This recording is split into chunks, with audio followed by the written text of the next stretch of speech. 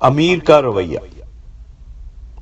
ایک شخص ایک امیر کے پاس گیا جو بڑا نیک دل تھا۔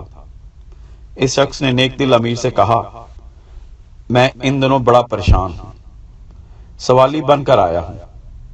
میں نے ایک شخص کا قرض بھی دینا ہے، وہ اپنی رقم کا تقاضا کرتا ہے۔ اس نے میرا ناک میں دم کر رکھا ہے، دن کا چین اور رات کی نیند حرام ہو گئی ہے، ذرا میری مدد کریں۔ نیک دل امیر کو اس شخص پر بڑا ترس آیا۔ اس نے اسے چند اشرفیاں دیں کہ جاؤ ان سے گزارا کرو۔ اس شخص نے اشرفیاں لے کر شکریہ ادا کیا اور چلا گیا۔ ایک دوسرا شخص یہ ساری گفتگو سن رہا تھا۔ اس نے فیاض امیر سے کہا، جناب مجھے افسوس ہے کہ آپ اس باتونی شخص کی باتوں میں آ گئے، وہ تو دھوکہ باز ہے اور آپ کو دھوکہ دے گیا ہے۔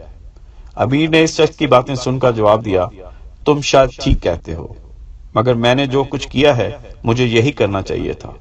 وہ شخص اگر مقروض تھا تو میں نے اسے بے آبرو ہونے سے بچا لیا، اور اگر دھوکہ باز تھا تو معمولی رقم دے کر میں نے اس سے اپنی جان چھڑا لی۔ مال تو دراصل اسی لیے ہے کہ اسے بلائی کے کاموں میں خرچ کیا جائے۔